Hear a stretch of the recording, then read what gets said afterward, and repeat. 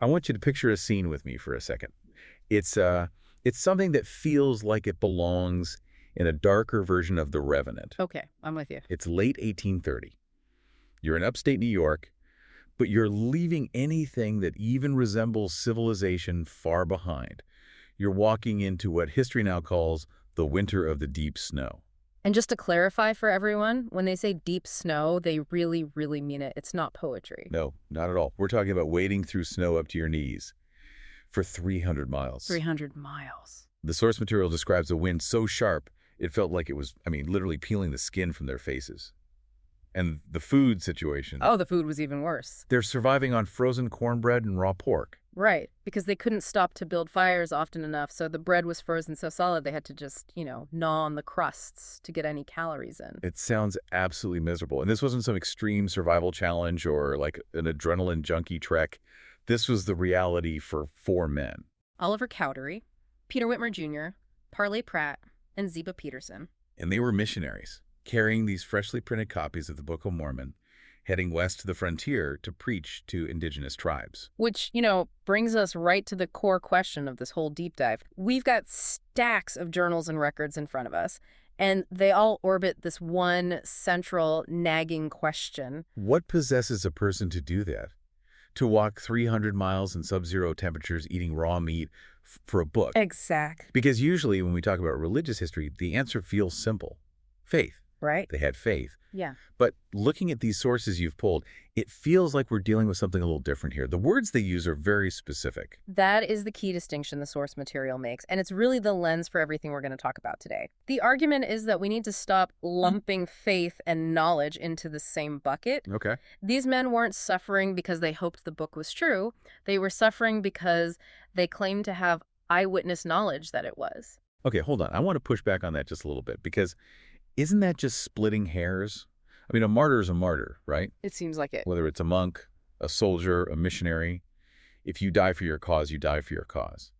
Does that distinction really matter? It does, specifically when you look at the psychology of it. The source draws a really interesting comparison. Think about a suicide bomber, or even a brave soldier dying for their country. Okay. Those people are incredibly sincere. They're willing to make the ultimate sacrifice. But they're dying for an ideal or a future outcome. They hope their sacrifice changes the world, or they hope for a reward in the afterlife. So they're betting their lives on a probability, a very high probability in their own minds, but still a hope. Exactly. They haven't seen the afterlife yet. But the argument here is that the Book of Mormon witnesses, the ones who claim to see an angel and handle gold plates, they were in a totally different category. How so? They weren't betting on a future outcome. They were refusing to deny a past event.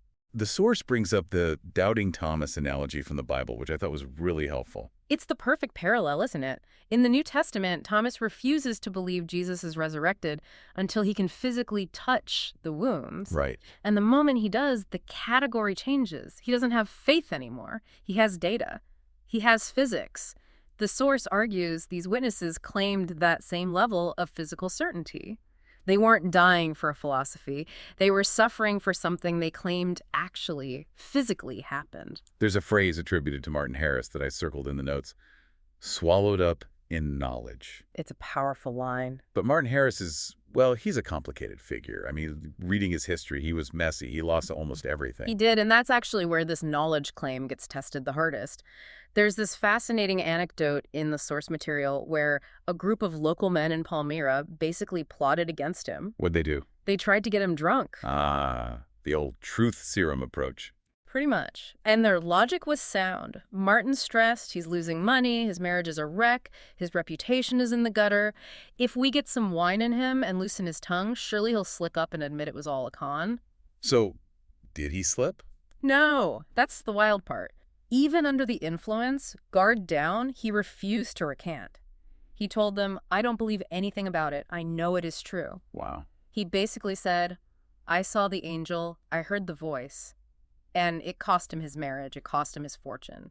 But he would not back down on the physical reality of what he said he saw. That consistency is hard to fake. You see the same thing with Oliver Cowdery. The notes mention a conversation he had on his deathbed. Mm-hmm. And deathbed confessions are usually where the real truth comes out. You think so? This was in Richmond, Missouri. Cowdery is dying. And context is key here. He had been estranged from Joseph Smith and the main body of the church for years at this point. So he had no reason to keep up a lie, no political reason. None. He wasn't trying to impress anybody. He was basically an outsider. A man named Jacob Gates asks him one last time about his testimony. And what did he say? He says, "I am a dying man, and what would it profit me to tell you a lie?" He said it wasn't a dream. It was real. And David Whitmer did the same thing, didn't he, when a critic tried to corner him? Oh yeah, Whitmer snapped back at him. "I was not deceived. I saw with these eyes." The source really hammers this home. These weren't men clinging to a theology. They were men who couldn't or wouldn't deny a memory. But here's what I don't get. If they were just claiming to see an angel, why was the reaction so violent? I mean, people claim crazy things all the time. Yeah. But reading through the timeline of the 1830s, the persecution wasn't just mockery. It was systematic. It was, in some cases, government-sanctioned. It was brutal, and it raises a massive legal question that I think a lot of us misunderstand about early American history. Right, we're talking about the United States. The Bill of Rights existed. Freedom of religion was supposed to be the law of the land. So why were mobs allowed to burn homes and beat people in the streets while the police did nothing? Yeah, I assumed if you were an American citizen in 1833, the First Amendment had your back. And here is the aha moment from the history books. In the 1830s, the First Amendment only protected you from the federal government. Wait, what? It did not apply to state governments. Explain that. So a state could, technically, legally persecute a religion. Yes. The Constitution at that time was seen as a leash on Congress and the president. It didn't handcuff governors or state legislatures. I mean, Connecticut didn't have full religious protections until 1813. Massachusetts not until 1833. Wow. The Supreme Court actually ruled on this in 1833, a case called Barron v. Baltimore, that the Bill of Rights did not apply to the states. So it was like a referee who can only call fouls on one team. That's a great way to put it. So Yeah. when these witnesses were being attacked in Missouri, there was no federal cavalry coming to save them. The state was the ultimate authority. That completely recontextualizes the Missouri extermination order. I always wondered how a governor could legally sign a paper saying a group of people should be exterminated. Governor Lilburn Boggs, 1838. He signed an executive order declaring that Mormons must be treated as enemies and must be exterminated or driven from the state. Exterminated. I mean, that is chilling language for an official government document in America. It's horrific, and because of that legal loophole, he could get away with it. The financial impact was staggering. The source lists property losses in 1839 at $2 million. Which today is roughly, what, $60 million? Give or take, yes. Just gone. Stolen, burned, or seized. So they go to the president, Martin Van Buren, and ask for help. This is the logical next step. Mr. President, a state is attacking us. And he basically just shrugs. He says, "Your cause is just, but I can do nothing for you." And he wasn't just being heartless. Politically and legally, he felt his hands were tied by that state versus federal distinction. He needed Missouri's votes. A total failure of the system. Yeah. But I want to zoom in from the macro politics to the micro, because the legal stuff is infuriating, but the individual stories, that's what really hits you in the gut. And the Smith family became the lightning rod for all of this. If you want to break the movement, you break the family. Take Joseph Smith Sr., the father. He was one of the 8 witnesses. In 1830, a debt collector comes for him over a tiny debt, like $14. Yeah. He offers a partial payment, promises the rest, but the collector gives him an ultimatum. Mm-hmm.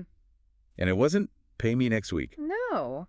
The ultimatum was explicitly religious. He said, "Burn your copies of the Book of Mormon in the fireplace right now, or you're going to jail." That just proves it was never about the money. It was about silence. And Joseph Sr. chose jail. He spent a month in what he called a dismal dungeon, refused to eat the bad food, but he preached the whole time he was there, even baptized 2 people while locked up. And he wouldn't burn the book to get his debt canceled? And then you have the violence against his son, Joseph Smith Jr. The account of the attack in March 1832 is, well, it's hard to read. It's visceral. A mob breaks down his door in the middle of the night. They drag him out, they beat him, strangle him until he passes out. Then they tar and feather him. And I think we have this cartoonish idea of tar and feathering from movies, you know, Yeah. Like, it's just humiliating. No, it was torture. It was burning hot pine tar. It would literally burn the skin off. The mob tried to force a bottle of poison into his mouth, jammed it in so hard it broke his tooth. This was an assassination attempt. And the tragedy wasn't just Joseph's injuries. No. During the chaos, his adopted baby boy, who was already sick, was left exposed to the cold because the mob forced his wife, Emma, out of the house. And the baby died. Died 5 days later from the exposure. That's the cost of this witness. It wasn't just your reputation. It wasn't just a bruise. It was life and death. And yet, Joseph didn't stop. Later, in 1838, he and others spent 5 months in Liberty Jail. The source describes it as basically a whole scant food, no blankets, constant smoke from a fire with no chimney. They were vomiting from what they suspect was poison in the food. And while they're in that dungeon, Joseph Sr. actually dies from complications related to that whole extermination order. It's just loss after loss. But look at the reaction. This is what the deep dive is about, the reaction to the pressure. Hiram Smith, Joseph's brother, writes a letter from prison. He says he thanks God that he felt a determination to die rather than deny the things his eyes had seen. He called it sealing the testimony. Exactly. Speaking of sealing testimony, there is a scene in the woods that I think is the most cinematic moment in this whole stack of documents. If this were a movie, this is the climax of the second act. It involves a guy named William McClellan. This is 1833. The context is just pure panic. McClellan is fleeing a mob. There's an $80 reward out for anyone who catches Oliver Cowdery or McClellan. And $80 back then was... Yeah, over $2,500 in today's money. A huge amount. So McClellan runs into Oliver Cowdery and David Whitmer in the woods. Now, you have to paint the picture. These guys are being hunted. They're terrified. And McClellan decides this is the moment to get the absolute truth. He basically interrogates them. He's looking at these two men who claim they saw the angel. And he says, look, I have never seen a vision. You guys say you have. Our lives are in danger. Tell me the truth right now. Is the book true? That's the ultimate pressure test. There's no audience, no converts to baptize, just 3 guys in the woods who might die tomorrow. And Cowdery looks at him and says, God sent his holy angel. Therefore we know. And David Whitmer adds, we could not be deceived. They tell him that even if the mob kills them, they have to die declaring it's true. That just stops me in my tracks. Yeah. Because if it was a conspiracy, if they made it all up in a back room to get famous or something, that's the moment you break. Right. When there's no glory left and your life is on the line. Why die for a lie that isn't paying you anymore, that has ruined your life? Exactly. And we see this pattern with Hiram Page, too, another witness. A group of men beat him with whips and clubs. He was begging for mercy, crying out for them to stop, but he would not recant his testimony. And David Whitmer, he had the printer's manuscript of the Book of Mormon, didn't he? He did. He was the guardian of the original backup copy, basically. People offered to buy it from him. He could have made a fortune, or at least been comfortable. But he refused. He called it sacred. And remember, I can't stress this enough, David Whitmer eventually left the church. He had a falling out with Joseph Smith. They were not friends anymore. He disagreed with how things were being run. Right, but he never sold that manuscript, and he never, ever denied seeing the angel. That separation is crucial. It's one thing to support your friend. It's a completely different thing to support a fact when you're actually angry at the person involved. It suggests the loyalty wasn't to Joseph Smith the man, but to the event they claimed to have witnessed. Which leads us to the final, ultimate witness mentioned in the source. Carthage Jail, 1844. This is the end of the road for Joseph and Hiram Smith. They're imprisoned again. The mob is gathering outside with painted faces. The source notes that the night before the attack, they were reading the Book of Mormon for comfort. That's such a poignant detail. Reading the book they produced, I mean, if it was a fiction you wrote, would you read it for comfort moments before your own death? It's highly unlikely. Hiram wrote one last statement to the saints, saying he was willing to die rather than deny what his eyes had seen. And ultimately, the mob stormed the jail, shots were fired, and both brothers were killed. So when we zoom out and look at the whole picture, from the frozen pork in the snow of 1830 to the gunshots in Carthage in 1844, what's the big takeaway? Why does this specific history matter to someone listening right now who might not even belong to this faith? The source isn't asking us to convert, it's asking us to acknowledge the nature of the witness.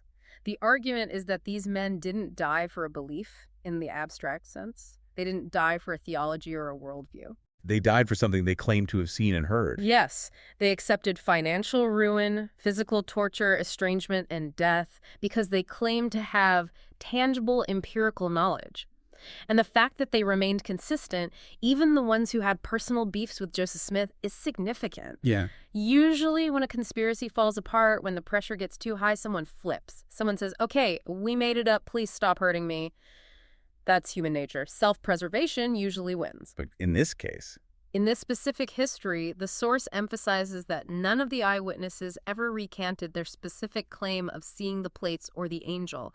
Not for money, not for safety, not even to spite Joseph Smith after they'd had a falling out. it forces you to grapple with their sincerity. Even if you don't accept the supernatural claim, you have to accept that they believed it was real. You have to reckon with the fact that for them, the plates were as real as the snow they were walking through. So here's a thought to leave you with today. We live in a world where people are constantly pressured to change their stories. For money, for safety, for social approval. We see people fold all the time for a lot less than what these men faced. So, regardless of where you stand on the theology, what does it say about the human capacity for truth when a group of men, some of whom actually couldn't stand each other by the end, refused to change a single detail of their story, even when staring death in the face? It suggests that some experiences are powerful enough to override the most basic instinct we have: self-preservation. Something to chew on. Thanks for diving deep with us today. We'll catch you on the next one.